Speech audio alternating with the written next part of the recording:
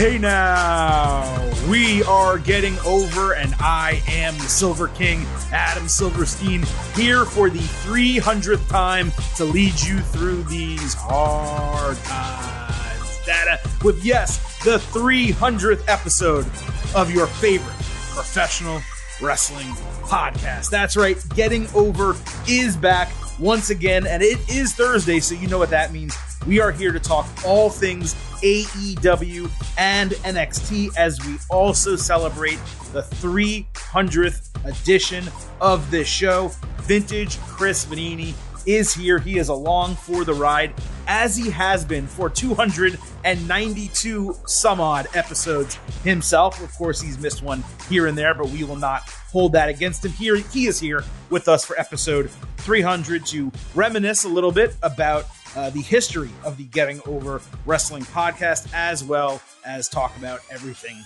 that happened this week across AEW. We do have a loaded show. There is plenty to talk about, but Chris, look, this is a celebration, right? It's a lot of fun to be able to, count up to 300. This is a show that when it started, I, candidly did not know how long it would last. I started out by doing SoundCloud audio coming out of my last podcast, kind of biding the time, deciding if I did or did not want to do another show. The forces aligned, I guess is the best way you could put it. And I got the opportunity, of course, to do the Getting Over Wrestling podcast, which is now 300 episodes deep. It was a little bit of a rocky start at the beginning, certainly. A couple co-host attempts that maybe didn't work out the way we expected. Some format issues that we had, trying to figure out the best way to present this show. And this show also happened to debut right as the COVID-19 pandemic was hitting the United States, which included the shutdown largely of professional wrestling, crowds of all sports crowds. WWE on its road to WrestleMania 36. It was at the time numerous changes going down for their plans for that show. AEW moving to Jacksonville and doing all of their shows at Daly's Place. And that's really where you joined us. Episode 8.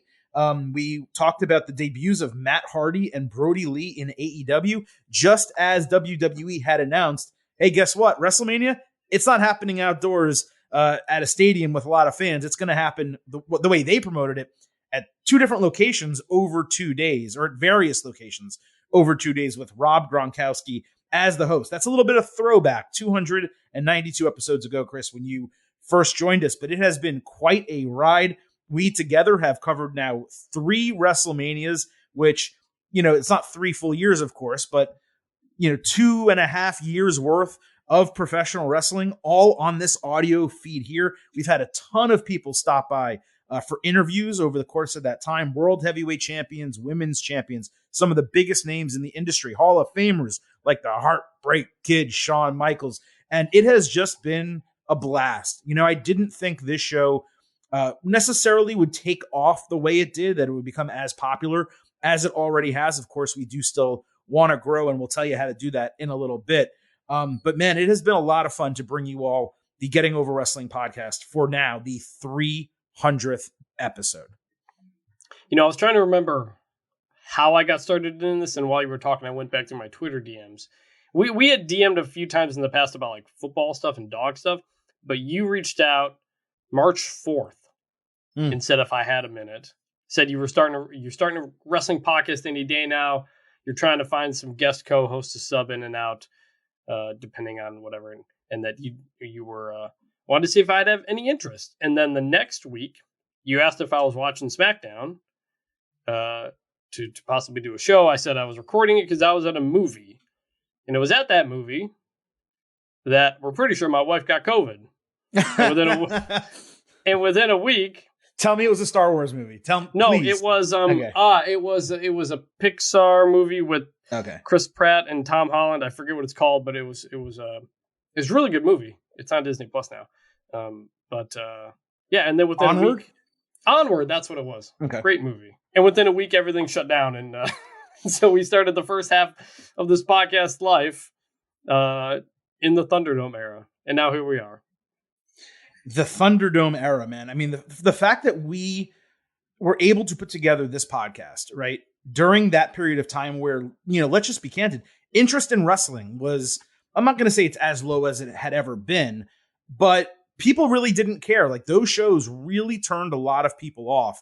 We fought through that. I'm not saying that we didn't fight through it like the wrestlers did, who actually put their health on the line, performing for a long time without testing and without vaccinations and all that type of stuff. But they did the work. But we put together a show that I believe, and I think because people subscribe and are still listening to us, was pretty damn entertaining, given all of the obstacles, right? It was very difficult, I remember at the beginning of the show, to get excited talking about wrestling, including, Wrestle Frickin' Mania, right? A big 2-night show that happened very soon after you joined the podcast.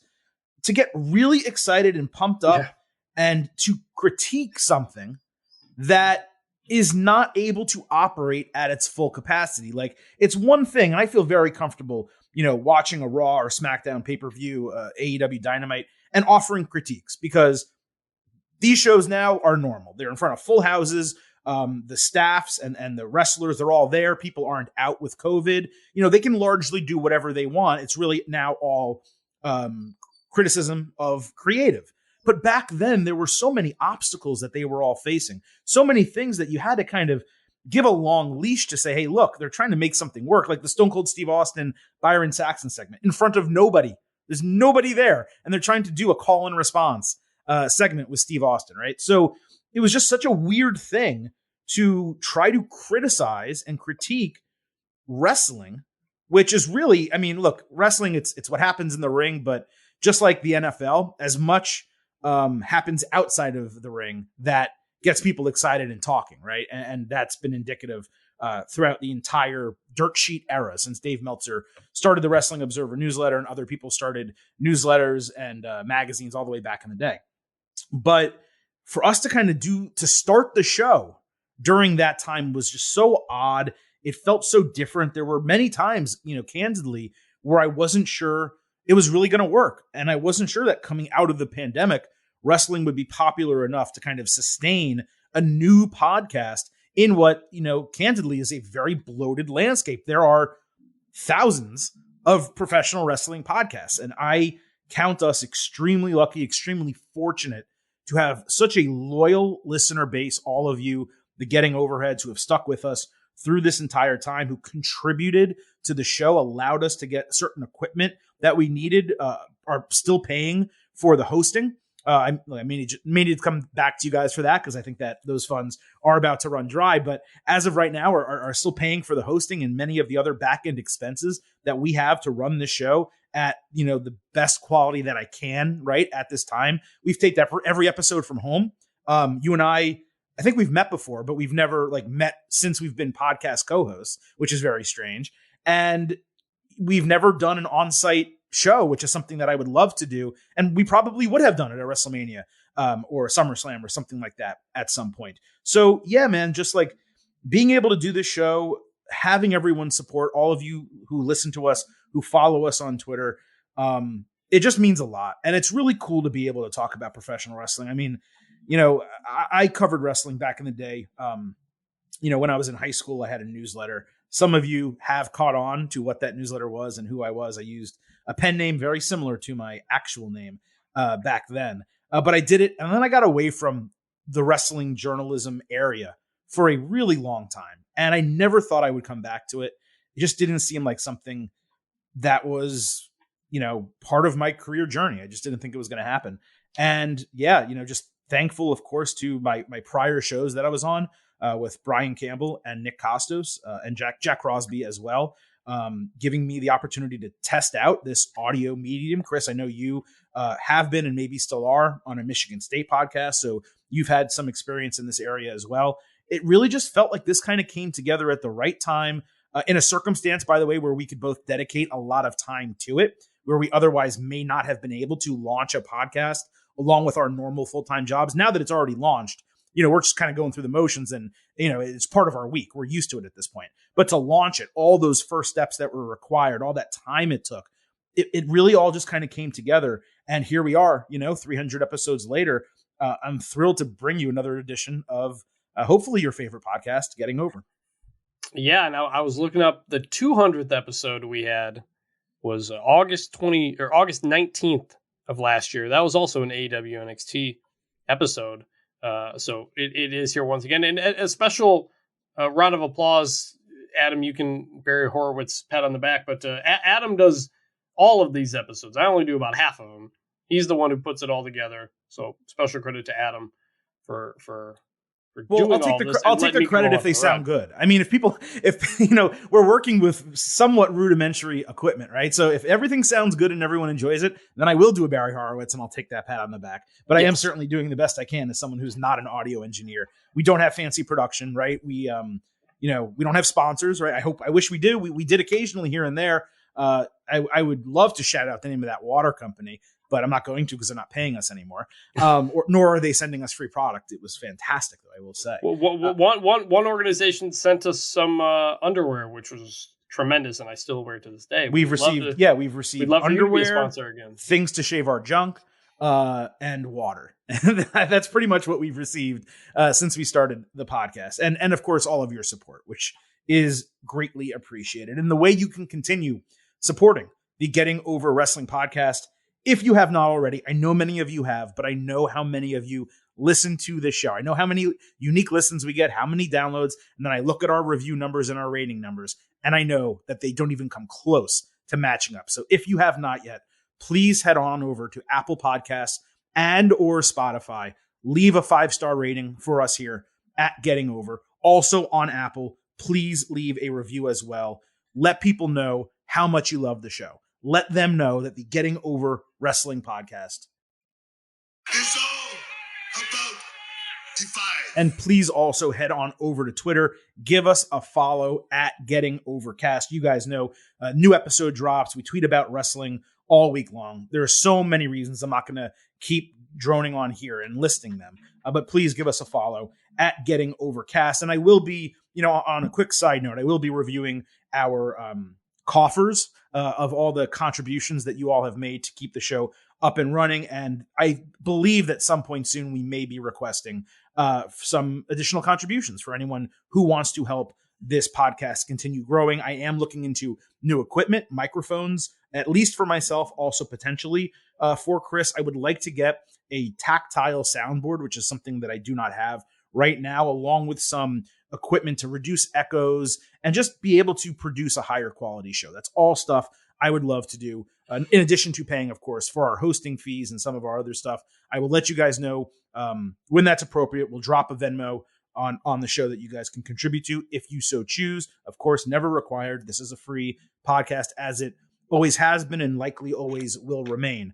But I certainly do appreciate everyone who has supported us to this point and is here with us for yet another edition of the Getting Over Wrestling podcast. Lastly, before we get to the show itself, I did mention on episode 299, and I certainly have mentioned previously, I had some pretty big interviews that I was trying to line up for the show, some special guests that were going to come through. I was really, really excited to bring you all a special 300th edition of Getting Over. Unfortunately, literally everything that I was planning fell through simultaneously. There is one person that I potentially would have been able to talk to on Friday this week. I had a scheduling conflict. So long story short, the 300th episode spectacular, it's probably still going to happen, the elements of it, but it may be broken up over multiple shows, over multiple weeks. So the point is, look out for some hopefully pretty great content coming your way soon from the Silver King, from Vintage, and the entire Getting Over Wrestling podcast family. I mean, we're really it. So I don't know why I had to say both of those, but I was hoping to say universe.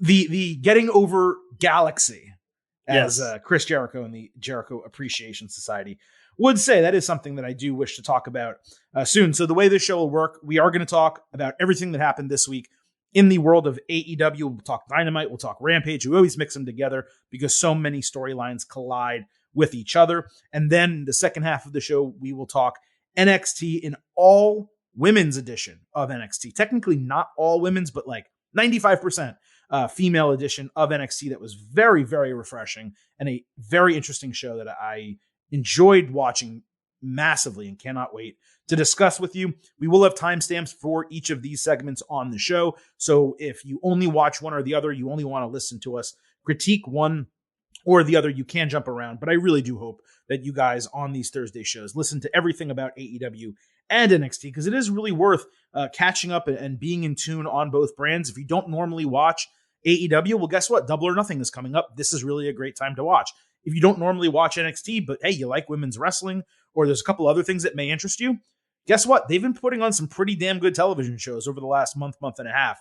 Maybe you should give it another try. So again, I hope all of you do have the opportunity to watch and listen to the AEW and NXT stuff. But we are going to start with AEW this week as that road to Double or Nothing begins to narrow, come into focus. A lot of matches are being booked. We do have plenty to talk about. Let's get started with, I'll just give a spoiler alert right on the top here, my favorite segment in AEW this entire week. It happened on Dynamite. It was the MJF versus Wardlow contract signing. This began with a very extremely well done dark side of the ring parody that was obviously one-sided against Wardlow because it came from MJF, and it was all about Wardlow screwing MJF over in the match, of course, against CM Punk. I popped big for Barry Horowitz making an appearance, and I popped even bigger because his label, the documentary label was Legendary Jewish Wrestler, which is funny because there's like 4 ever, and it's like Barry Horowitz, Goldberg, and MJF, and like 1 or 2 others. MJF Raven. Raven, right. There's one of them. MJF got another huge babyface reaction in Long Island, and he came out wearing an Islanders jersey. I love that they let him be a true babyface in one and only one city. Not the state of New York, not any type of town that's like this or like this, only on Long Island. They sat across from each other, very long table. There were about a dozen other people in the ring. Wardlow was in a suit. He was still wearing handcuffs. MJF said if Wardlow beats him at Double or Nothing, he'll get his release. But if Wardlow loses, he will be barred from signing an AEW contract for his entire career. MJF coached the crowd to boo every time Wardlow spoke, and he completely controlled them. It was really great. The first condition that he gave for the match was to do 10 lashes with Shawn Spears at the end as he was counting, not 8, not 9. He's like, Shawn, how many? And then Shawn Spears, for the very first time in AEW, did his perfect 10 gesture. The next stipulation or condition, I guess, was a steel cage match with Spears and MJF as the special guest referee in that match. Wardlow pretended to be unable to sign the contract in handcuffs, so MJF allowed them to be removed. He signed it. Wardlow, of course, then cleared the ring with single punches to every security guy, and Spears protected MJF in the corner. Wardlow also knocked out Spears with 1 punch, and he was ready to powerbomb MJF when Mark Sterling jumped on him and eventually ate a powerbomb into the table. This was an excellent segment, like legitimately no notes. Everything was perfect, maybe a top 10 segment in AEW history. The only storyline aspect that I'd have added to this is making it so Wardlow cannot touch MJF until their match. It's a bit nonsensical that MJF, this genius, and Mark Sterling, a lawyer, wouldn't put it into this contract given how smart they both are historically in AEW. I know Double or Nothing is less than 3 weeks away. It just felt like there probably should be more than 2 conditions given the gauntlets that Cody Rhodes and CM Punk individually had to go through in order to fight MJF. And Jericho. He should be more scared of Wardlow than either of those other guys. Now, that's just a minor thing. It's a little criticism, but it just felt like this should have happened a week ago with 1 or 2 additional conditions. But MJF, he was pitch perfect this entire time. It was purely entertaining. The main stipulation also doesn't give away the match because if Wardlow loses, he can never sign with AEW, but it leaves the door open for him to sign a Ring of Honor contract and still appear in AEW. At least that's how I took it. So top to bottom, I thought this thing was fantastic. I didn't think about that Ring of Honor part at the end. That's a good workaround. Because that was my one complaint, which was like, why do you need to have such a high stake for the final match? It kind of gives it away. MJF has lost his last couple of feuds. He needs to come out on top in some sort of way. But that makes sense. So going back to the beginning of this, Dark Side of the Ring, which I believe is not getting renewed by Viceland. So it was a missed report. It looks like they are. They just haven't announced any plans for it yet. Oh, good. Yeah. Because I know they're working on some other show with The Rock, I think, about the wrestling show. So that's great. And in that video, you have Chris Jericho doing the narration like always. And I was like, wait a minute. Jericho hates MJF.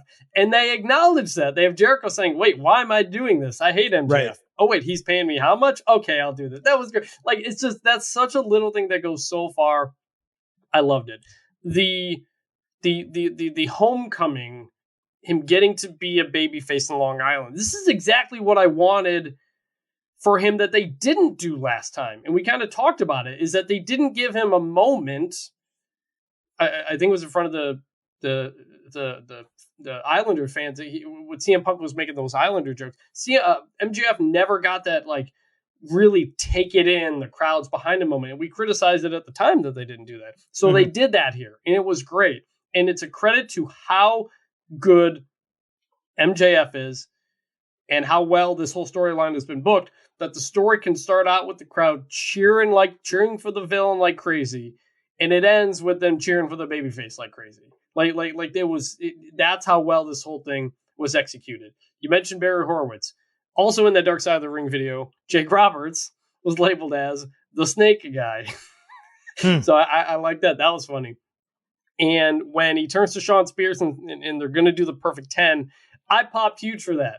Perfect 10 was such a fun gimmick in that, like, golden era of NXT period where they could get everything over. And when he made, I think, 2 appearances in the Royal Rumble at number 10, like, it was such a fun whole gimmick at the time that obviously didn't end up going very much anywhere. So it was funny to see him bring that back. And the crowd was into it because the crowd remembers there's a lot of good feelings around Perfect 10 because it was a very fun, that was over interactive. Yeah. It was a fun, interactive gimmick that the crowd could get behind. So that was cool. And yeah, other than that, you mentioned, other than the stipulation that we talked about, nothing else to add other than this was just extremely well done. And MJF continues to be, I think, one of the most impressive, highest ceiling, whatever, most talented guys, most must-watch guys in pro wrestling right now, like top 3 without a doubt for me. I'm happy. I'm pumped is what I am. Yeah, I think we just, love this. I told you guys we did have new sound drops. They will come throughout the episode. I just loved every single thing they did here. And look, this is not the first time this will happen, or has happened, I should say. But going into Double or Nothing, this is the match I care about. Like, this is it. I'm probably not going to give much of a shit about the women's match, even though I think it could be really damn good. Tag team title match. World Championship match I do care about, but not to the level of this. This, to me, now there's only, I think, 3 matches as of right now officially announced for the card with 1 buy-in match. But this is the one I care about. This, to me, is the draw for Double or Nothing. It's MJF Wardlow. This just, again, to be as pitch perfect as it was is very difficult. There are so many segments that we come out of saying, man, that was perfect, or matches, right? But all those elements that you brought up with Chris Jericho, Jake Roberts, Sean Spears, every single thing hit. It was such a well-orchestrated, well-written, well-conceptualized segment that when you compare it to some other things that happen on Dynamite, not that everything can always be perfect on any show. It's very difficult to have any segment be the quality that this one was. But when you do compare it to some other things, and you're like, well, that wasn't really thought out. Right? You're like, it's like when WWE, we say, man, they put all of their effort into the Roman Reigns storyline that they don't give a shit about X, Y, or Z. And I did get that feeling a little bit from AEW in certain aspects where things were just sloppy. They were kind of overdone, a little bit too much happening. But this one, man, from the moment that entrance started for, I believe Wardlow came out first, until the very, very end, that powerbomb through the table, like, captivated. Could not take my eyes off the screen. This is going to be 2 straight AEW pay-per-views where MJF is the must-see match, the one that everybody's most interested in. Absolutely. Yep. Exactly. So let's talk about his opponent at that last pay-per-view, CM Punk. We had CM Punk versus John Silver on Dynamite. Hangman Adam Page was on commentary. Punk came out wearing an Islanders jersey and matching tights, calling back to that weird promo he cut last time in Long Island. He asked for his music to be cut on the stage, basically just so the crowd could boo him on the way to the ring. This was a hometown match for Silver. He got a great near fall after some quick kicks and a sheer drop brainbuster. Silver's momentum eventually stalled, so Punk stared at Page and then hit a pretty rough-looking buckshot lariat for the win in 8 minutes. That enraged Hangman, who stormed down to the ring for a standoff. Punk said he's not sure why Hangman doesn't like him. It's not personal, it's business. He said he would make Page shake his hand one way or another at Double or Nothing, whether he's conscious or unconscious. And then Hangman's response was flipping the bird and walking out of the ring. So I thought it was a damn good segment overall. I'm going to be curious next week to see what the face, tweener, heel alignment of these guys is, because the last couple of weeks has really made it confusing on what direction AEW is trying to go. I do feel like the middle finger is way played out right now in AEW. If everyone is doing it all the time, it really loses its impact. There's a reason why Stone Cold Steve Austin was usually the only one to do it in WWF. And if anyone else did it, it was usually directly at him. But just like think about how many people you have seen flick the bird in AEW over the last 3 years. And particularly recently, like over the last year, like between Jericho's entire crew, like Kingston, I think has done it. Hangman now, I think Punk has done it. I believe MJF has done it. Britt Baker, like it's just one after another after another. And I know they want to be edgier and they don't want to be a PG product, but to me, it's just trite at this point. It's overly done. And this is your champion. He doesn't need to be doing that shit. This guy can't speak. He can't say something to, stick a dagger in Punk and then leave after he says it. To me, that was just, I don't know, a little off-putting. That's what I'll say. The Page, his antics, personality, or whatever, it's been this way for a bit now. Like I went to Battle of the Belts, and leading into that Cole match, Cole cuts this promo about how it's like the anniversary of his wrestling debut or something like that, and Page goes, "Nobody gives a shit about your wrestling debut," and stuff like that. And he's like really brought a hard edge to him, and that's continued with Punk, but we don't really have a reason why. Like, he hasn't been screwed over by anybody. Nothing's happened to him. When he was chasing the title, there was that alcoholism part that they just kind of dropped. So I don't really know why Page is doing this. It's not necessarily, it's ramping up the intensity, but if there's nothing personal between these two, why is he like really, really pissed off? So that dynamic, it's been a bit of a disconnect for me. I like it. I like Page like this. I just need a reason for it. Like why is he? Has he been on his own for too long, away from his friends, and the elite and all that stuff? Just like there hasn't been a storyline reason that I'm kind of looking forward to. But I've enjoyed the back and forth between them. Punk's got that edge back that he got back with the MJF stuff. So I really don't know which way this match is going to go in a few weeks. But so I remain certainly intrigued by this. And as for that match, I find John Silver to be such an interesting wrestler. A guy of his stature and size and quickness and the kicks, he wrestles in a way that nobody else does. Like there's nobody else wrestling like him on mainstream TV right now. So I really enjoy him. We know he's incredibly funny. I think he's got an incredibly bright future. He could do a lot of things in that company. So yeah, this was certainly a good segment in bit overall. Yeah, his just athleticism and energy level is really what I'm looking for. Not athleticism. His energy level is like unmatched. It reminds me of young Rey Mysterio, where he just goes a mile a minute and it's wild. But I do need to say, like, all the Johnny Hungy references, again, all going back to like being the elite and things that most of their viewers don't see on television, and not giving the guy really, he doesn't really have a character other than he's like Meat Man and he's really strong. And like, there's really nothing to this guy. And he's the standout performer now from Dark Order. He is the guy coming out of there where you say they can do something with him. I'm not saying he needs to be world champion. He probably will never be. Maybe one day he could potentially have a TNT title reign or a tag team championship reign. But like, they got to put something behind this guy versus, hey, there's a guy with a lot of energy that you guys like to see wrestle. Yeah, like he's incredibly funny on BTE. I watch that every week. He's like one of the must-see guys on that. But you're right, they don't do it on television. There's a couple of references. There'll be a couple of Dark Order segments backstage where he makes a joke or something like that. But again, there's not a character to him unless you watch all these other things. You got to develop the character on television, because I think he's got all the potential in the world. You gotta really draw that out on TV. For sure. And the point you made about the Punk Hangman match, I also agree about MJF Wardlow. I don't know what's going to happen in those matches. And I think that there's a very good chance we end up on opposite sides of our predictions once we get closer to Double or Nothing. And I always love that. I love not, whatever the booking ends up being, will be something that, at least to me, is not that predictable. And I do appreciate that. Let's go to the Owen tournament. We had 2 men's matches on Dynamite.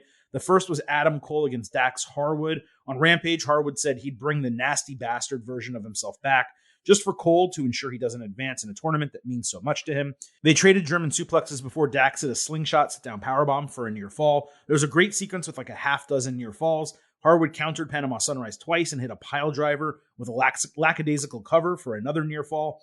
Dax got the sharpshooter, but had to release it due to injured ribs that he was selling. So Cole spit in Dax's face, I think, and got the sharpshooter in himself, making Dax tap out in about 15 minutes. Strong match. I did think it was a little bit rough at the end, but the idea of Harwood tapping to the sharpshooter when he's trying to honor the Hart family legacy in the tournament was really smart. I loved the finish. That actually got extra credit on the grade. I went 3.75 stars and a B+ for the match, but Adam Cole was obviously the right person to advance. Yeah, and normally you'd say, hey, why is a tag team guy taking Adam Cole almost 20 minutes to be put away? But AEW's done a really good job of highlighting Dax as a singles wrestler while still keeping him in a tag team, which I like. Like, you don't have to break them up if he's going to go on some singles run. He can just be a tag team wrestler who does singles matches as well. And I hope it continues that way. He is having incredible matches this year, and especially from a singles perspective. So it's been great to see that. This year has really been, no pun intended, the revival of FTR after I think they kind of stumbled for a bit out of the gate in AEW. They have been stars this year, and that's been great to see. So really enjoyed this. Makes sense to open the show with it and stuff like that. And I want to double check, because I'm asking this without looking it up because I don't remember. Did they ever announce, are there any stakes at the end of this Owen Hart tournament? Do you win anything other than like a trophy? That's a fantastic question. I would presume that the winner is going to get a title shot. If it's the case, they have not mentioned it enough where I caught it, and I've watched the last handful of weeks, so I just it's always in the back of my mind. But of like, what that's what I've been talking about with this tournament. They announced it like 9 months ago or however long, and then never provided any details. They never said how many people would be in it, when the rounds would be held. I think they recently said the finals will be held at Forbidden Door, I believe is what they recently said when they did that announcement. But that's like pretty far off, I think. And it seems like they're going to be, into the semifinals before Double or Nothing. So I'm not totally sure. Like, again, they didn't announce the number of competitors, all the qualifying matches. We didn't know what people were qualifying into. When they did qualify, they weren't inserted into a spot in the bracket. They just all showed up in the bracket, based on whatever whims Tony Khan wanted to do from match booking perspectives. Maybe they did announce that the winner will get a title shot, and you can probably Google it while we're talking, but I don't remember that. It's not something that was ever pointed out to me. The dates of when everything was going to happen were never pointed out or set in stone early on, or even really at any point. So the whole thing, it's just kind of strange that they had this idea, they wanted to execute it, but it feels like they never knew when it was going to start, and they never knew how many people they were actually going to put in there. Or if they did, they just did a very poor job sharing it with the audience. Yeah, all I can see is that Martha Hart, which was great to see her at the show last night. All I can find so far is that she'll be there at Double or Nothing to present the Owen Cup trophy to the winners. So it's maybe I think it's just for a trophy. All right. Well, I'm sure whoever wins will get a title shot of some kind, either TNT or main, or I can't imagine them not going through a whole tournament with talent like this and not getting a title shot. I'm sure they will. So let's get to that second match, which was the main event, Jeff Hardy versus Darby Allin. But it wasn't only an Owen tournament match. It was an anything goes match, which I will talk about in a bit. There was a dual video package before the match with the guys talking about requesting that Tony Khan waive the rules so everyone could see their dream match as they intended. Darby hit a big dropkick and a tope suicida right at the bell, which rang, by the way, with 11 minutes left in the entire show. He immediately grabbed a half dozen chairs. Hardy hit a twist of fate through the ropes and grabbed a ladder. He climbed the ladder with Darby laying on the chairs, but Darby got up and pulled him off the ladder. Jeff fell to the floor, and he was just laying on the floor. And Darby starts climbing the ladder. So Jeff climbs and throws his body onto the 6 chairs. Like, again, they were all set up. So he had to like lift himself into the air and get onto the chairs. And I know it's wrestling, but it really felt like he should have been placed on the chairs. Anyway, Darby runs up the ladder and does a huge flying cannonball off the ladder. And I could see his head hit the back of one of those chairs. Luckily, he was okay. Darby then went to hit a coffin drop on Hardy inside the ring, but Jeff moved his body under the ropes. So Darby turned his body and did a coffin drop onto the ring apron, but Hardy moved, so he hit the ring apron straight on his spine. Hardy then put him on top of upturned steel steps at ringside. The Darby moved as Jeff missed a swanton bomb. So Jeff, however old he is, late 40s now, bad back, swanton bomb with no help onto steel steps. Darby came back with a coffin drop in the ring, but Hardy countered the cover into a crucifix for the surprise win. This match was, I think maybe you can get it from my description, really difficult to critique. On one hand, the spots were spectacular. Like in true definition of the word spectacular, they were spectacles to behold. And as viewers, we got great action and great entertainment. On a hardcore match scale, it's like an A-, right? And it was only not an A because not enough really happened. But on the other hand, it was really rushed at only 10 minutes. A commercial took half of that time. And while the anything goes stipulation is appropriate for a Jeff Hardy versus Darby Allin match, it didn't make any sense to add a stipulation to a tournament match in a tournament that is all about wrestling and every match is supposed to be contested under the same rules. That just didn't make a shred of sense to me from a kayfabe or even reality standpoint to do something like that. And then there's something else that was not lost on me. Nicholas Dominic at ndominic13, he wrote in, plunging to the floor from 15 feet is probably in bad taste with Owen's wife there. And Ben Porges at Ben Porges wrote the same thing. Bringing 2 guys in and telling them to jump from high places, not exactly how you should honor Owen's legacy. And these aren't really jokes, right? I mean, Martha was literally there being shown on screen. And I think, if memory serves, she was shown after the Cole match and after the women's match, but not after or during this one. I could be wrong about that. I just didn't understand why it was necessary to do this. For me, this should not have happened in kayfabe. Like, I'd have preferred both of them face different people in round 1. They both lose those first round matches, or maybe Hardy's not even in the tournament, and they end up fighting at Double or Nothing in a dream anywhere goes match or anything goes match that could get 20 minutes of time. Or perhaps this could have been a regular match at the Owen with Darby or Hardy surprisingly winning, and then Hardy loses in round 2, and Darby says, hey, you know what? You got one over on me, Jeff, but not in our, best case scenario, an anything goes match. I challenge you for a rematch, either at Dynamite, an upcoming Dynamite, or at the pay-per-view. This was a first-time bout that really should have been built rather than randomly generated in a kayfabe tournament seating. In terms of what we got, it was extremely entertaining. I don't want that to get lost when I'm giving my opinion here. It really lived up to the expectations of these 2 guys being in a ring and doing crazy shit with each other. The 2 bumps Darby took were rough as hell, especially the coffin drop on the apron.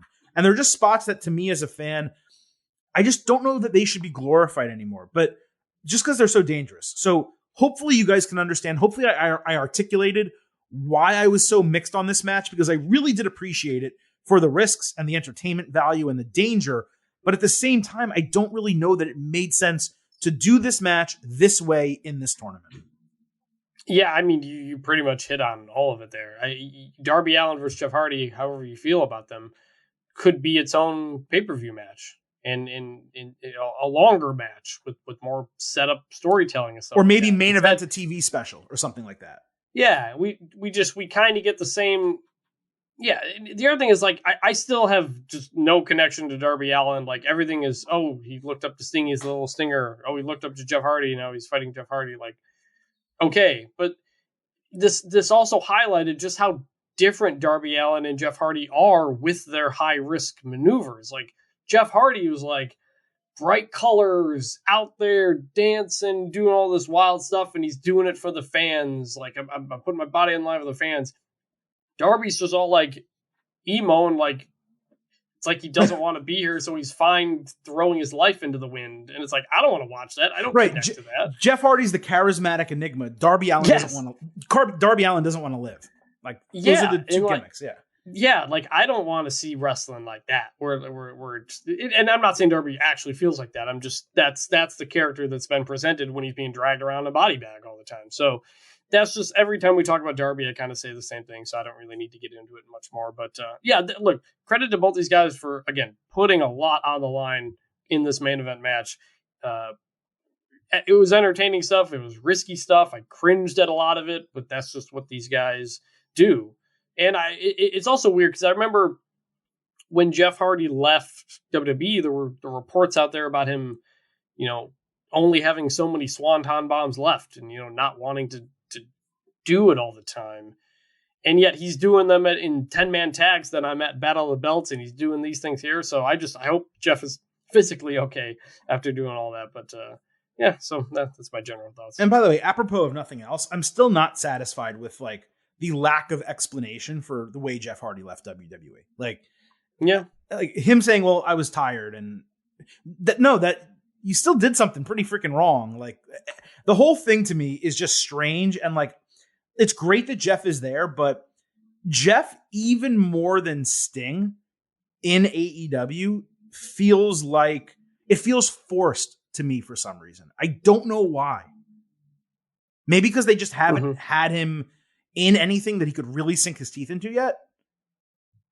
Yeah, he hasn't been in a story. The most interesting story that they've got going on is on BTE, where the Hardys have been getting the Young Bucks back into shape and planning to do a Young Bucks Hardys match at some point. But if you don't watch BTE, you don't know that's going on. I had no idea that was happening. Yeah. I know they had the confrontation in the ring 2 weeks ago. I had no idea that was maybe something having to do with that. Yeah. Completely lost on me as a viewer. Exactly. All right. Let's keep going with Dynamite. We had a FTW Championship match, Jungle Boy against Ricky Starks. On Rampage, Jungle Boy approached Starks on commentary, got shoved in the face, and then won a short stage brawl before holding up the title. Taz was on commentary for that match. Jungle Boy swam through the top two ropes for a tornado DDT and a near fall. Starks later hit a spear for a 2.5, but Jungle Boy quickly got him in the snare trap, with Starks straining to reach the ropes. Starks grabbed the FTW title. When Swerve ran down, Jungle Boy immediately caught him in a pinning combination, but the referee was distracted outside by Swerve. Starks pushed him into the ropes and hit Rochambeau for the win in 10 minutes. Christian Cage and Luchasaurus came down after the bell. Christian purposely bumped Swerve on his way down. He took exception to that. They argued. Then Keith Lee came out. There was a long delay, and then Christian hugged Jungle Boy.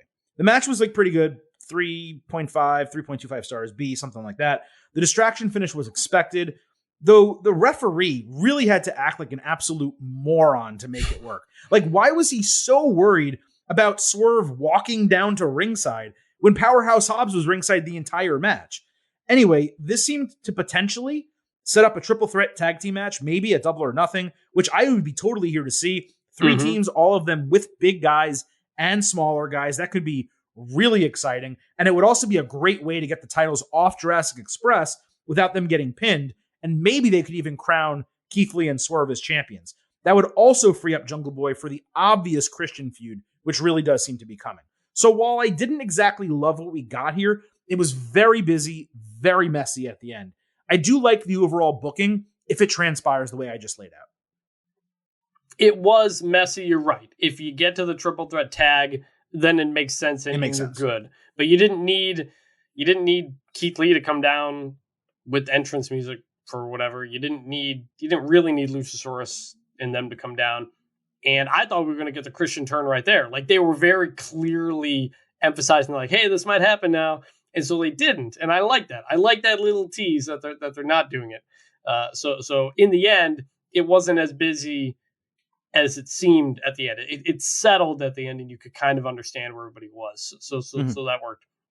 Jungle Express or Jurassic Express, they feel like Hangman Page were like, they're more interesting as not the champions. Like, it's about the chase for them. Face champions, just in general, get boring. That's why heels typically hold titles. And Jurassic Express have kind of been that for a while. The Christian team up has done nothing for them. I know Marco Stunt was part of the people who was let go. I don't know whatever happened to that, but I thought he brought a lot more to them. It really has done nothing. You're right. It's done nothing. It's done nothing. So if we get Christian Jungle Boy, sure, it's good. Jungle Boy's great.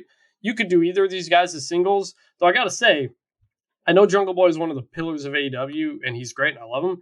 I think Luchasaurus is maybe the most underrated guy on that roster, and he's not gotten much of any attention or shine or whatever. He deserves some. Well, it's tough. He's in a go nowhere gimmick.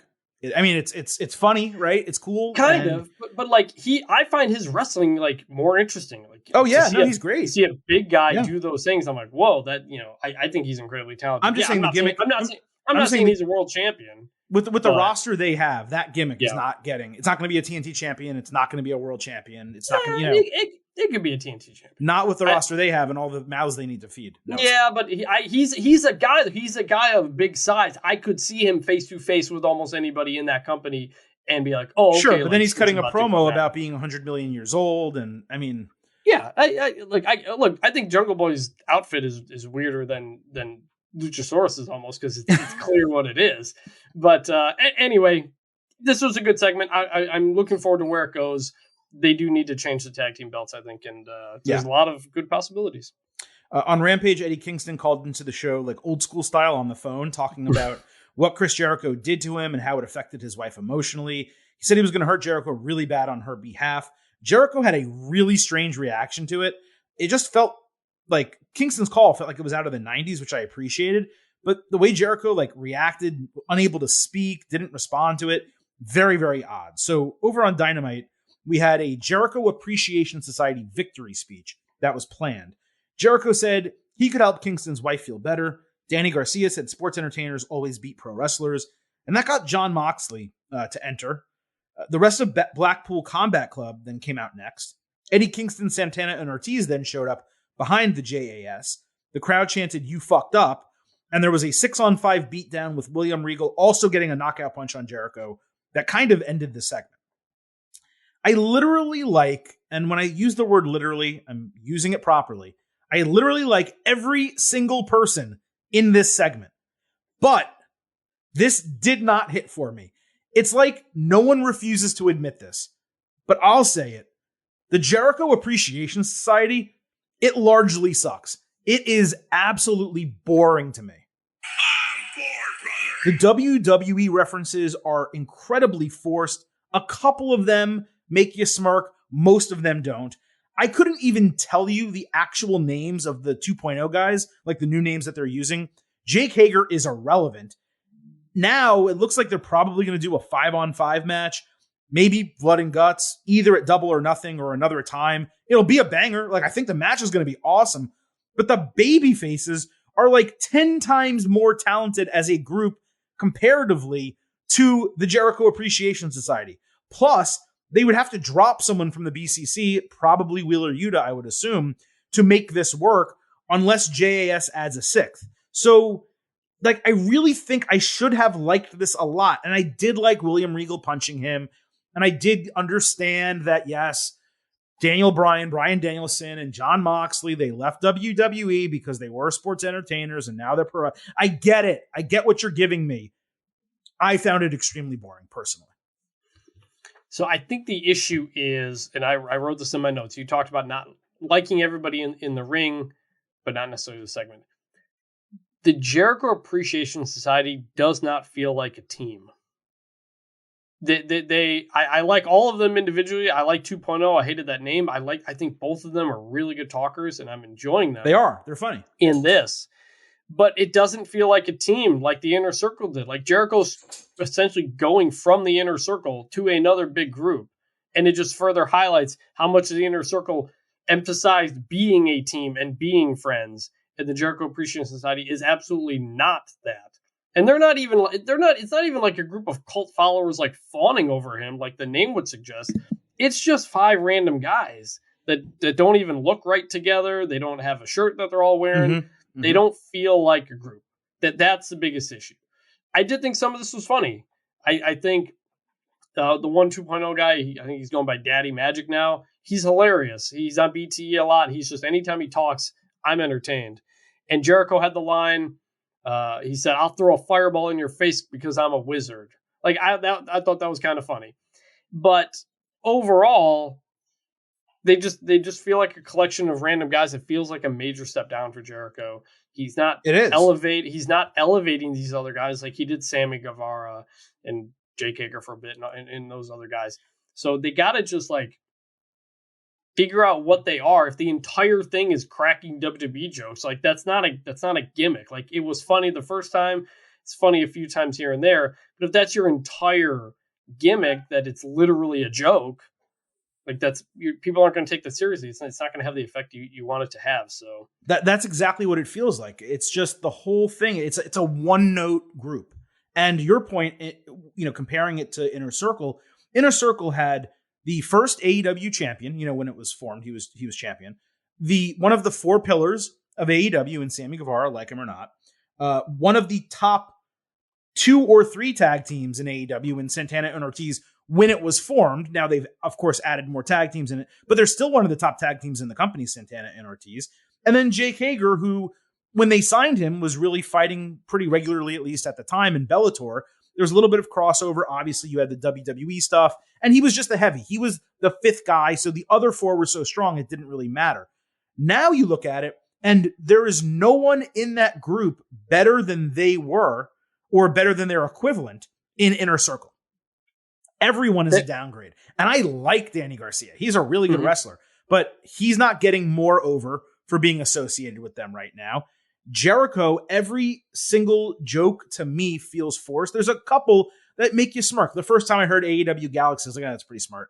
But like now saying it 1,000 times, right? The intro every week as part of the entrance music, all of the other references, sports, and really them screaming about how great sports entertainment is. It's just, if you did it once and you kind of said, hey, this is what our group is about, and then you moved on from there and you formed the group around it, but stopped just mentioning the same thing every single time, I'd probably enjoy it. But yeah, it feels like it's, it feels like it's a lower mid-card faction where Inner Circle was the number 1 faction in the company. Mm-hmm. It's a huge, huge downgrade. Yeah. It's, what it is? It's like, it's like, think about Dark Order before Brody Lee. That's kind of what it feels like. Yeah. Yeah, kind of. And the other thing, all these guys, you labeled everybody in there in a circle. They were all different. They all brought something different.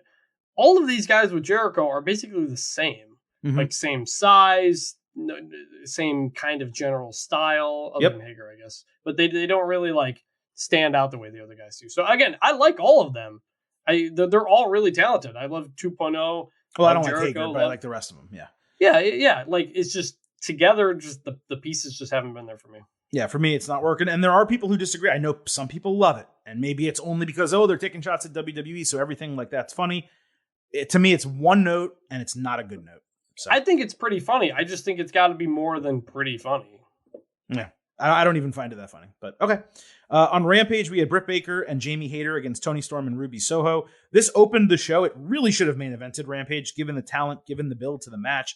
Hayter hit Soho with a Uranagi onto her knee before Storm did like an Alabama slam of Baker into Hayter. Britt completely no-sold it and immediately hit an air raid crash on Storm. Rebel interfered, letting Baker gouge Storm's eyes. Then she hit a butterfly suplex with Hayter doing a basement lariat and Hayter hitting a stomp. But Soho drove Hayter into the fall to break it. It was probably Baker who did the stomp. My note was probably wrong there. Baker then super kicked Soho, and Storm did a really sloppy rolling pinning combination to get the win in 10 minutes. The whole thing felt flat. It hardly got a reaction from the crowd. Like, the crowd was sitting on its hands the whole time. Very, very disappointing. The best part of the entire match was Chris Jericho after the bell when Toni Storm got the win going, Tony, Tony, Tony, referencing the old band. It fell way below my expectations. I had been anticipating this match for weeks. Just huge disappointment that it wasn't better. Yeah, I didn't catch the whole thing live on Rampage.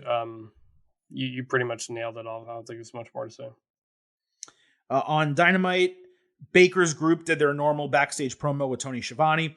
Baker said it's bullshit that she has to fight a Joker, but she was confident Hayter would beat Storm and was not worried about the prospect of them fighting each other. Not really much to say about that. So we had Storm and Hayter in the Owen tournament. This was the first women's match officially in the first round, or whatever you want to call it, quarterfinals. Storm wore all red, which I don't really think I've ever seen from her before. She had a nice tornado DDT, and as Hayter rolled out of the ring, she had another tornado DDT off the apron. I thought the combination of those two moves was awesome, doing one and then immediately doing the other, but the crowd barely responded to it. Hayter hit a great Uranagi on the ring apron, but a really, really rough and dangerous suplex after that. Tony then caught her with Storm Zero for the win in 8 minutes. It was a really good match. It got a really weak crowd reaction. These are two of the top 6 women in the company, as far as I'm concerned, from a wrestling perspective. And the fans could not have cared less. Why? Because they haven't been given a reason to care. I enjoyed it. It was far better than the tag team match on Rampage. I'll say 3.25 stars and a B. And of course, the right person in Tony Storm won the match and advanced.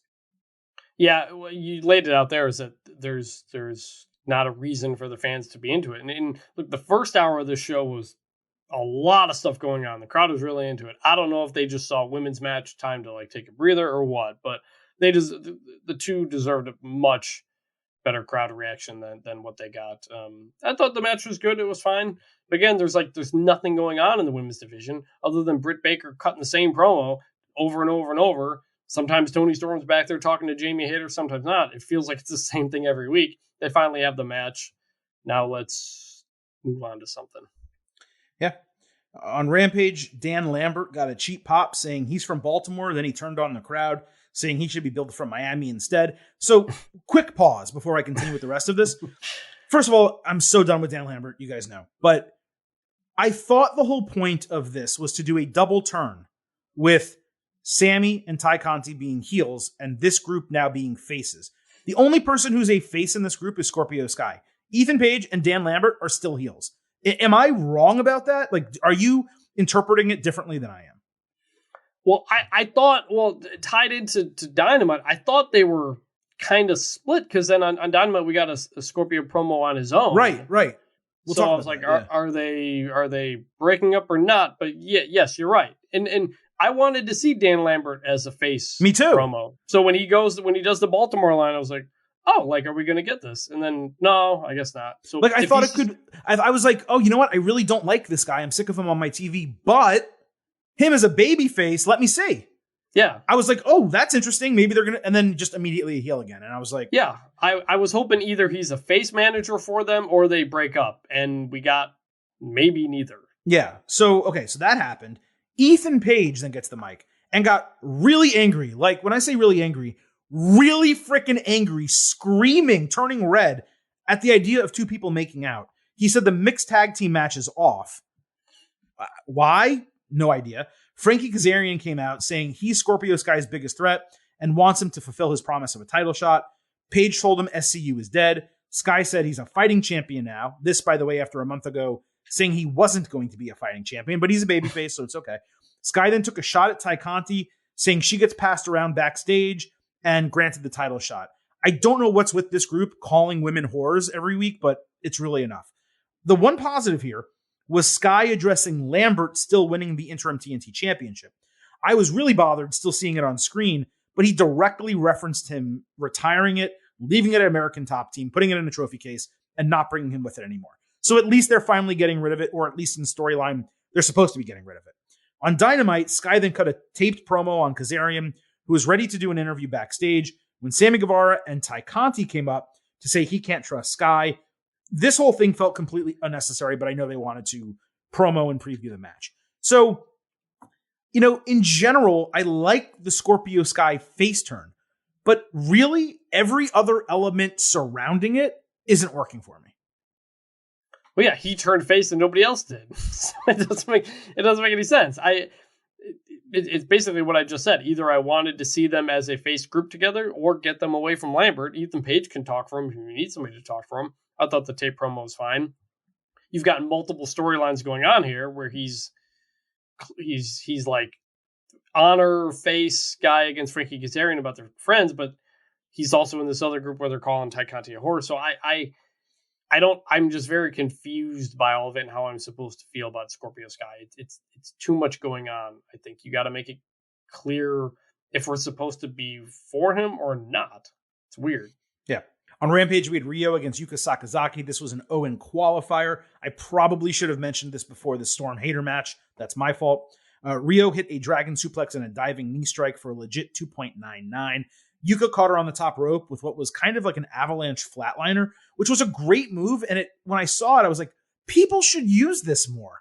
Like, it doesn't make any sense why people almost only do the superplex or occasionally the twisting brainbuster. They really should do an avalanche flatliner more often. It's a great move, very safe. I thought it was really cool looking. Ryo eventually caught her with a cradle to win in 9 minutes. Really nice wrestling match. A lot of solid false finishes, but there was hardly any story and very, very little selling. It was fun to watch, though, so I went 3.25 stars and a B. Yeah, again, kind of same thing. Fun match. Not a ton going on. You laid out how it went out. Nothing else around it. So, all right. There's nothing to, like, talk about going forward or whatever. We kind of just, I don't know. Sure. So on Rampage, we had Hook against JD Drake. Hook was impressive, consistently countering Drake and matching him technically. He flipped over his shoulders and submitted him with Red Rum in a minute. Danhausen came up to Hookhausen chants. He asked for Hook to be in his corner against Tony Nese on Dynamite. Danhausen pressured him with a tap on the shoulder, so Hook shoved him to the ground. But Danhausen left a bag of potato chips in the ring as a gift. Hook left them in the ring. This was worth a bit of a chuckle. Wasn't really hitting for me. On Dynamite, we had Danhausen against Tony Nese. Hook did not show up in Danhausen's corner. Nese ran through him with a knee in the corner for the win in 30 seconds. Mark Sterling started talking shit, so Nese did another running knee. He was going to do a third when Hook slowly made his way to the ring for the save. The heels hightailed it out of there. Danhausen extended his hand, and this time Hook decided to shake it. It got a really good pop from the crowd, and that's really all that matters, that they're having fun. I'd have kept the whole thing on Rampage. It's fine for a low-card storyline that takes up very little TV time, all things considered. This is going to be on the buy-in for Double or Nothing, a tag team match. Hookhausen against Nese and Sterling. Given this roster, the size of this roster, this feels like a total waste to be on a pay-per-view buy-in show. Why not do it on the go-home Rampage? I just don't understand why they wouldn't do that. But, you know, I was entertained. I was probably the most entertained I had been by what happened on Dynamite. But I don't know, man. It's not my favorite thing, but it's fine. Look, it's another one of those things like with John Silver, like with the Hardys, like if you don't know like the internet story, then you're just kind of confused. So a lot of, they've never explained Danhausen, really. Never. Like he was on an AEW podcast a couple weeks ago that I listened to. He kind of like explained a lot of things. So I was like, oh, this would be like good to explain on your television show. I think he's pretty funny. Watch some of his videos and stuff like that. But they don't explain it. But at least with the Hook stuff, they are now developing a story where you may not need to know the Danhausen story. You just know he's this weird vampire looking dude, and he's trying to have a friendship with Hook. So like that's a connection. That's something you can understand, and it's a story that's being told. I was very curious about Danhausen in his first match. He broke his leg on Halloween, I think, last year, so we hadn't seen him. I've never actually really seen him wrestle. I liked when he came out. The announcer said he was 6'7" and over 300 pounds. I don't know if you caught that. It was pretty funny. And then I was like, whoa, I was kind of surprised he got squashed. And yeah, I know it was an interference and stuff like that, but the crowd booed. The crowd didn't like that. But then they were cheering for Hook to come out. You get the deal, you get to shake hands. So they've slowly built it to like it's a reason to be entertained, a reason you can connect to the story that's being told, is that this weird guy wants to be friends with this cool guy, and they're slowly kind of getting there. So it worked. And then lastly here on Rampage, we had Jay Lethal against Konosuke Takeshita, and I'm sorry if I botched that, but I think I got it right. Lethal Injection got countered with a great flip, lariat, and jumping knee, but the referee distracted on the fall, so Takeshita only got a 2 count. Lethal rolled out of a near fall into Lethal Injection for the win. Superb finish to the match in terms of like the actual finishing sequence, and a very entertaining match overall. Takeshita has some real talent. He is someone to watch for sure. The heels lightly attacked after the bell. That led Best Friends to come in for the save. Satnam Singh then tried to choke Chuck as if he was murdering him. Like literally 2 hands on the throat, straight on the canvas, trying to murder him. Orange Cassidy takes his time, jumps on the ring apron, then jumps off. Samoa Joe entered and then gets stopped by a dozen security officials. Why? I have no idea. Why are the heels allowed to beat the shit out of people, but the faces can't make a save? Why would Orange watch his literal best friends get killed without quickly entering the ring to try to help them? Why would Samoa Joe get stopped from attacking these other people? It doesn't make any sense. Why would they come down to save or to stop him when the heels are in the ring killing people? The post-match was an absolute fucking mess of nonsensical garbage. And really, this entire Ring of Honor storyline that they're forcing onto AEW television, it is just bad at every single turn. That is one big pile of shit. And that's another new soundtrack too. We got that one now. I recommended that on Tuesday show.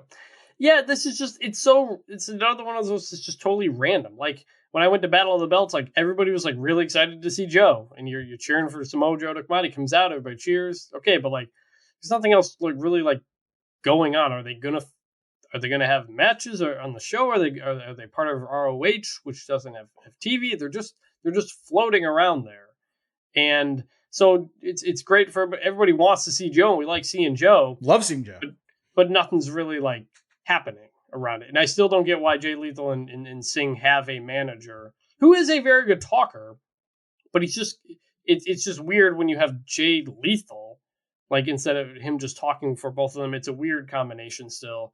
This is just kind of a weird thing that I don't really know if are we going to get more Ring of Honor TV and eventually this stuff will happen there. It's just, there's a lot of these like little things that are just happening for no reason. Yeah, I do think Tony Khan buying Ring of Honor, some of the other elements to having the titles, certain talent, Samoa Joe kind of, even though he signed to AEW, being used for that. There's a lot of actually good decisions being made here. It's just that the storylines that they've put on television have been terrible. Like this one, and having that women's championship versus interim women's championship last week, like no one gave a shit, and they put it in the main event. Like it was crazy decision making. So the back end stuff, all very good, all positive. The front end stuff, as of right now, really not working for me at all.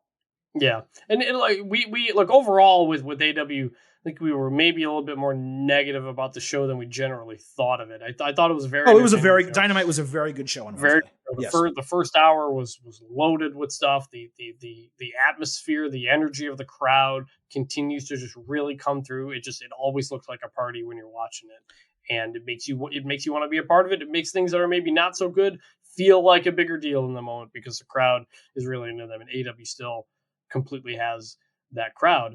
It's doing so many things at once, and like we don't want anybody to not be on the roster. We don't want to cut people. There's a lot of people that aren't even on the show, like Miro, that we want back, but there's just like so much going on that none of it is standing out because it's all being crammed together. You'll get Excalibur listing off like over the next week, here are like 10 matches you've got coming, and you're like, wait, is it on Rampage? Is it on Dynamite? I can't tell. It's a tournament. It's not. He's just listing off like 10 matches in a row. It's like, okay, None of it stands out. None of it matters if you're just listing it like that.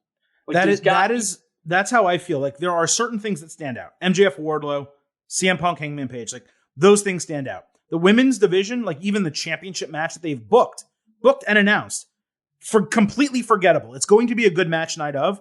There is nothing about it that I care about that gets me excited for it other than when the bell rings. Like, don't care. And then a lot of these other things that we mentioned, like again, Jay Lethal, Konosuke Takeshita, fun match. Why is it on AEW 2.5 weeks out from a pay-per-view? Why is Hook fighting JD Drake? Like 2 tournaments going on simultaneously as you're building a pay-per-view. You have another one that's coming, a huge one, Forbidden Door, And granted, they just announced it, so I'm not saying that they need to be building for it already, but they're going to have to start building for that as well. It's so much happening. The roster is so large. There are so many people that are not utilized. By the way, Andrade, where the hell's he gone? House of Black, I know we saw them last week, but like, is that storyline going to progress? Is that going to wind up being a match at Double or Nothing with Death Triangle? Like, I can keep going, right? You mentioned Miro. Lance Archer has been buried the way he's been booked. Brian Cage, Tony Khan re-signed. We haven't seen the guy in months upon months at this point. So like, all this stuff is happening, or all this stuff is around, and yet I'm getting Dan Lambert and Men of the Year calling people whores every week, calling women whores every week. You know, it's just kind of like, whatever. So yeah, you know, I think people mistake criticism about AEW for not liking the product. I really like the AEW product. The MJF Wardlow segment was the best wrestling segment of the entire week. It probably will be also when SmackDown happens Friday, because SmackDown is not a very good show right now. And there's a lot of things that I'm very excited about as well for Double or Nothing. But just because there's a lot of good doesn't mean that AEW is above criticism. And many of the things we pointed out, even in a great match, Jeff Hardy, Darby Allin, something that I couldn't stop watching, I couldn't take my eyes off the screen, there was still a lot wrong with it from a conceptual standpoint. Not pointing it out would be being just disingenuous. And I don't believe that. And that's what's going to be interesting when Double or Nothing comes up, is that like the MJF Wardlow match and the championship match we're all really into. But is that going to be another loaded card? And is it going to be loaded with stuff that's just meh? I think it's going to be an 11-match card that on paper is absolutely loaded. I really do believe it's going to be stacked, Double or Nothing. But it's like, well, how do you jam all of that? Like, is it going to be another 5-hour show? But is it going to be, this is going to be a fun match, as opposed to like, hey, there's a story they're paying. Like, I really care about it. Right. Like, yeah, like Hardy Boys, Young Bucks. Now that's happened outside of, obviously outside of WWE and AEW, that match went down. In fact, it was the Hardy Boys' final match before they signed with WWE and made that appearance at WrestleMania that we all remember. But their first match in AEW right now, I would bet money that it'll be at Double or Nothing. I would very much bet money on that. As you pointed out, I didn't even realize they were doing some of the build on being the Elite. And so far, with only 2 Dynamites left until Double or Nothing, their only interaction on screen were the Young Bucks walking into the ring, looking at the Hardy Boys, like looking at each other, and then the Hardy Boys leaving. That's all we've had. And that match, I bet you, is on Double or Nothing. Right. I think the biggest thing is what I said before, was that matches will be good on paper, but they're not making most of these stories feel like big deals, because there's so much going on and there's so much that's not going to be on the card. Like I said, you've got Excalibur listing 10 matches off in a row or something like that, as opposed to WWE, where a lot of the stories we don't like, but they try to make them all individually feel like they stand out and are a big deal. So again, like we often say, we got to find the middle ground between the two of these. You do. The best wrestling that I could, if I had the opportunity, right, the means and the talent and all that type of stuff, if I could do it, the best wrestling is a mix of WWE and AEW. Because you look at AEW, they have 4 pay-per-views a year, 5 this year with Forbidden Door, but let's say 4 a year, right?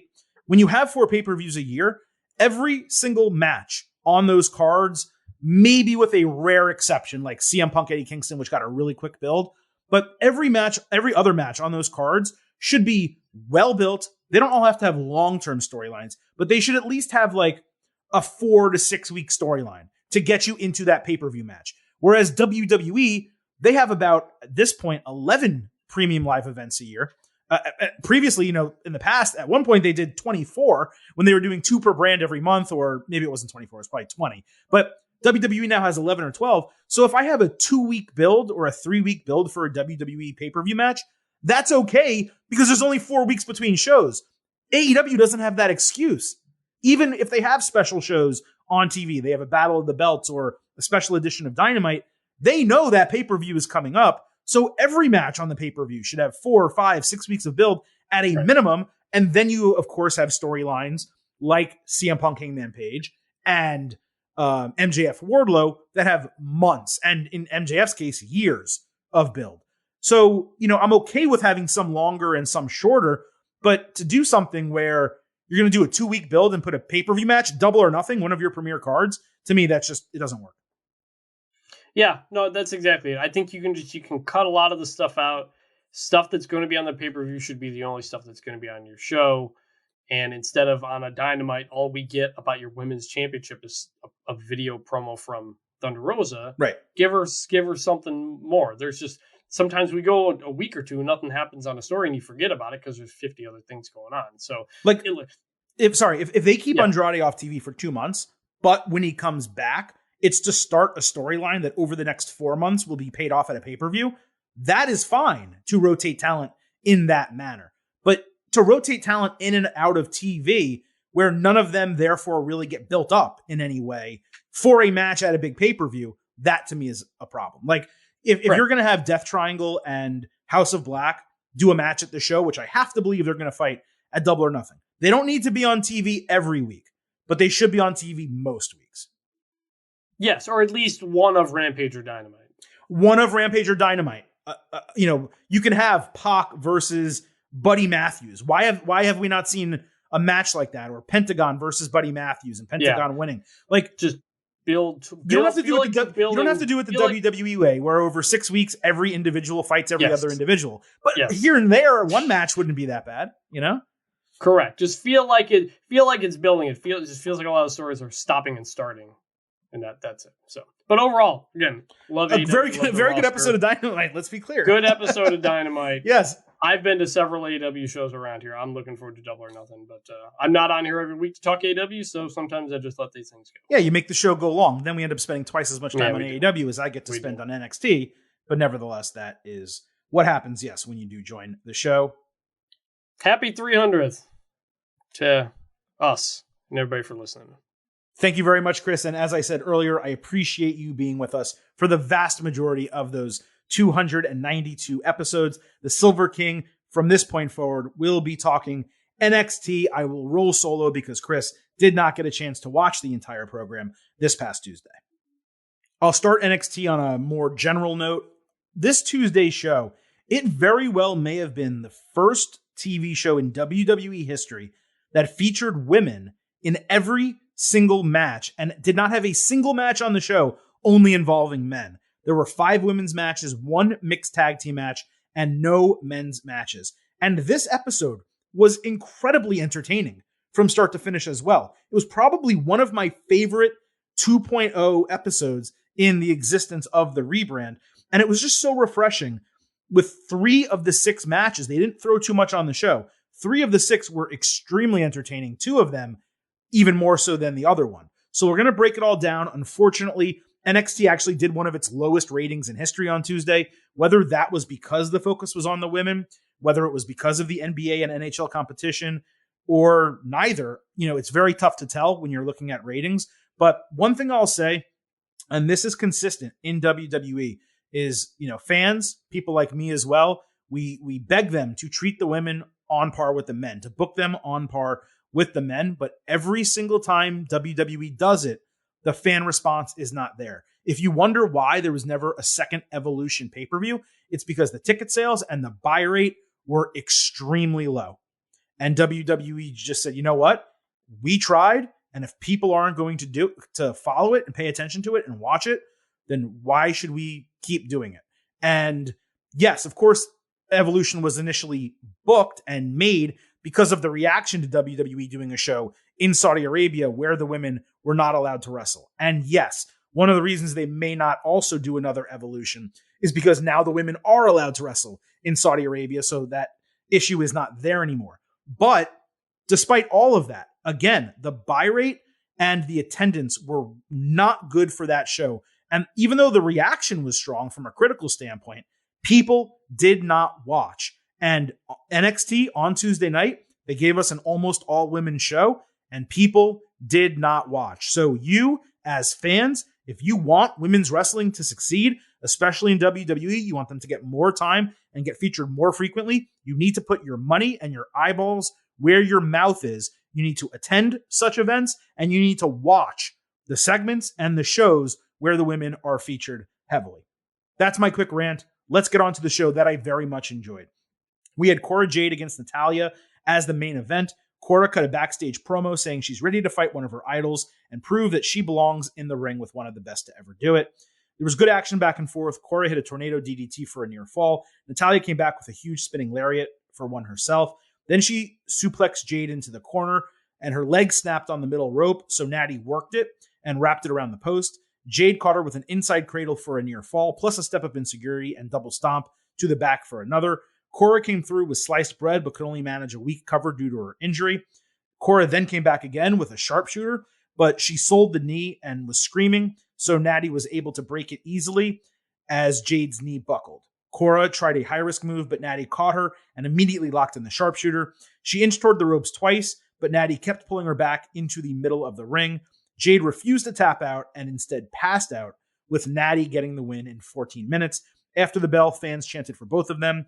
Natty offered her hand, and they shook and hugged, also in the middle of the ring.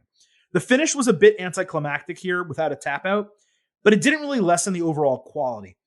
This might have been Natalya's best singles match in a few years. She completely made Cora, and having her win, it was the right booking, even though the crowd wanted Jade. I saw a lot of people on social media thought Cora Jade should win. What's the point of sending Natty down if you're not going to have Cora beat her? This was the point. You made her. She's 19 years old. You don't need a 19-year-old to beat a future Hall of Famer in her first try. Sorry, you just don't.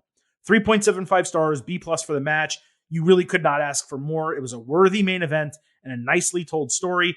Natty really made the most of her time down in NXT, and everyone she wrestled is better off for having been in the ring with her. So just all very, very positive stuff from that main event.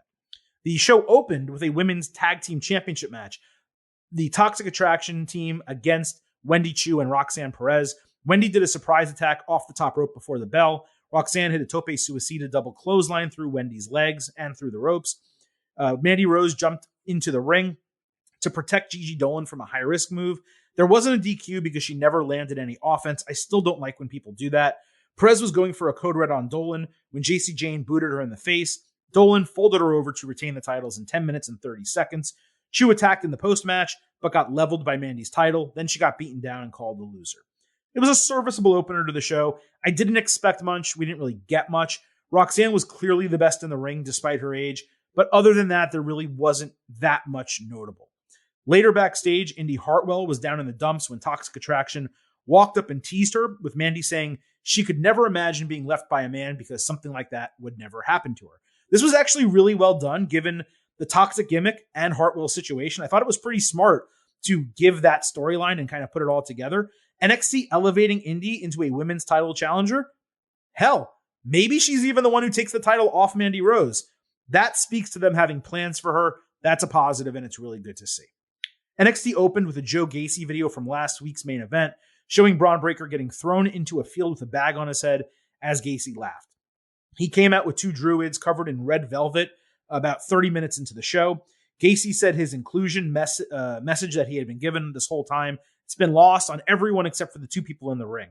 The crowd chanted, "Shut the hell up," but Gacy powered through and he invited Braun to join their crew. The druids were never revealed, which I really thought was the point of the entire segment. Breaker is going to be back to answer next week. As I have said every single week, I hate this feud. It is not helping anyone get over. Gacy had no reason to challenge for the title in the first place. This shit just needs to end ASAP, as soon as possible. Market zero. Solo Sikoa locked Carmelo Hayes and Trick Williams out of the Performance Center from the parking lot. Then he hit the ring for what I think was his first live promo ever. It was at least his first live solo promo. He got drowned out from Solo, Us, and Uso chants. Fans held up one finger for the ones. He seemed to get lost for a second, unfortunately, in the middle of the promo. And I think it's because he paused so often for the crowd. But hey, it's developmental. He needs to work on all of that. He said he wanted the next North American title match after Carmelo Hayes got his rematch with Cameron Grimes. That brought out Grimes, who said he respected Sikoa and promised him that he would get the next chance after he defends against Hayes at In Your House. Fans chanted, "You got lucky." Sikoa is so freaking over that Grimes got negative chants. It is wild. Hayes and Williams attacked Grimes from behind with Sikoa up the ramp, but he came back to make the save, and then he picked up the title. This is the second time that NXT has announced a special event haphazardly in a North American Championship promo. Excuse those dogs barking outside, by the way. Anyway, we didn't know that we were getting In Your House, and we still don't because they never announced it on the show. Like, they mentioned it in the promo and then never did an advertisement or a logo or anything like that. Ultimately, it makes sense to continue the feud with these three, and it sure seems like we're headed for Grimes defending the title and then maybe Sikoa winning the title off of him. But I just thought it was a little bit messy the way they did it, and it was really the second straight time that they've kind of done it in that way. Grayson Waller and Tiffany Stratton did some retail therapy together. They both talked shit about Chase U and really just agreed about everything. They work well as a pair, and I like that so far they're like-minded and together without being in a relationship. There's no forced romantic storyline. It's just two piece of shit heels that really happen to get along and just happen to be of opposite sexes. Saray interrupted Chase U preparing backstage, saying in Japanese she wants to team with Andre Chase in a mixed tag team match. Bodie Hayward translated. Andre Chase didn't even realize that they had a foreign language department. And Saray then did the teachable moment line. This was well done. Definitely made me smirk, the backstage segment. And I love that Chase U has become baby faces. It works so much better for them. So then we had Waller and Stratton against Chase and Saray. There was an incredible entrance before this match. They all came in together using Saray's entrance theme and entrance.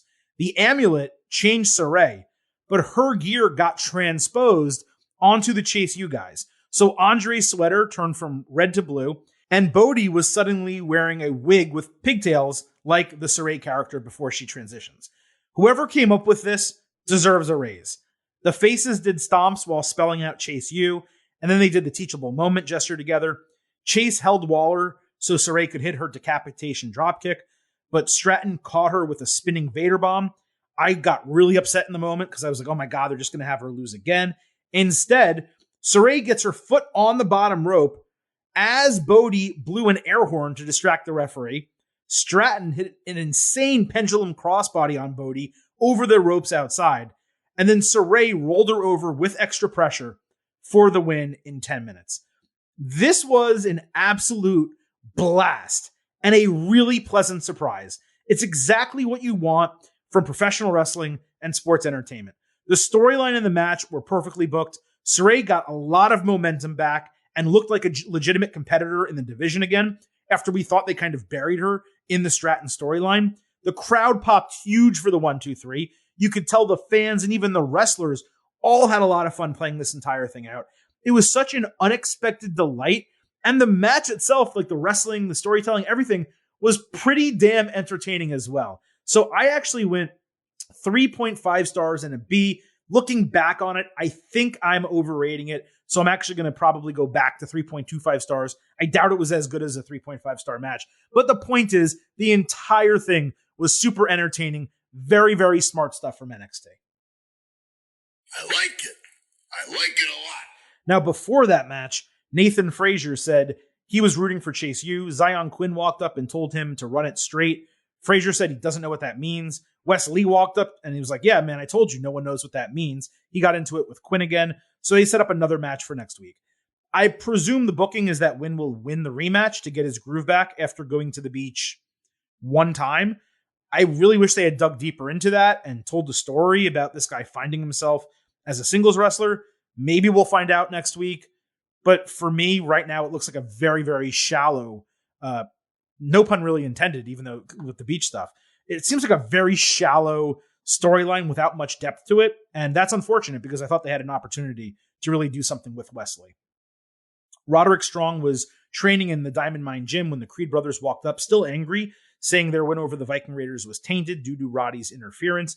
The Creed said they would challenge the Raiders again without Strong by ringside. He supported them and he said, hey, you know what? I got you some training help. So he welcomed in Damon Kemp to Diamond Mine. But the Creeds were angry at that too because new members are supposed to be a group decision, according to them. Kemp is actually Bobby Stevenson, Gable's brother. He's been in WWE for about a year training, looking pretty solid, by the way, on Level Up recently from a couple matches I've seen. This was a no-brainer addition. It fits the mold of Diamond Mine, and I am curious to see whether all of this consternation leads to a breakup, and if so, what the hell that's going to look like.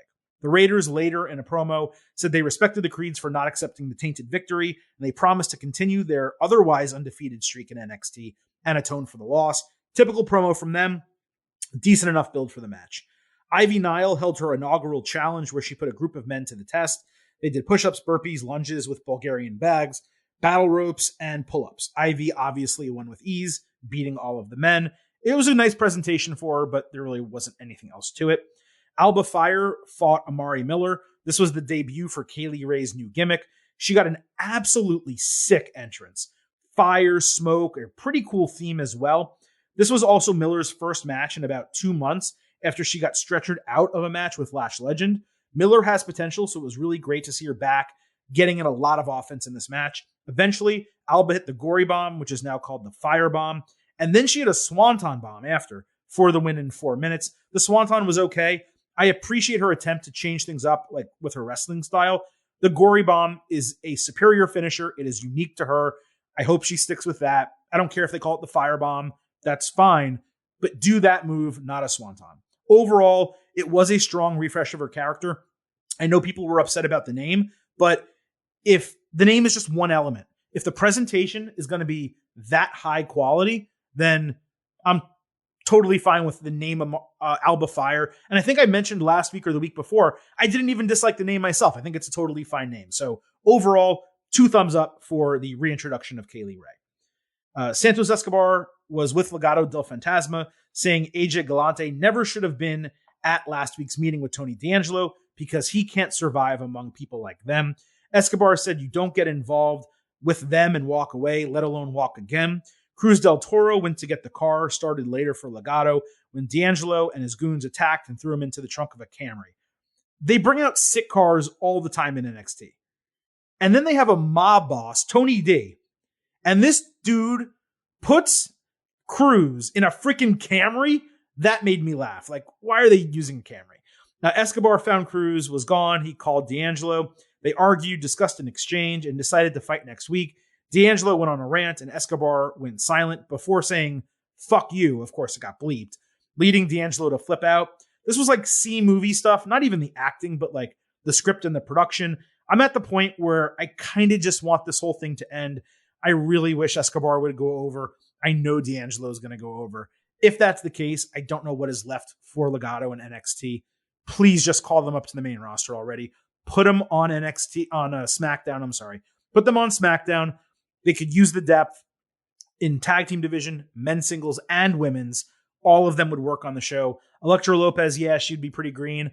Everyone else would be very, very fine on SmackDown. Fallon Henley fought Sloane Jacobs in the first breakout tournament match.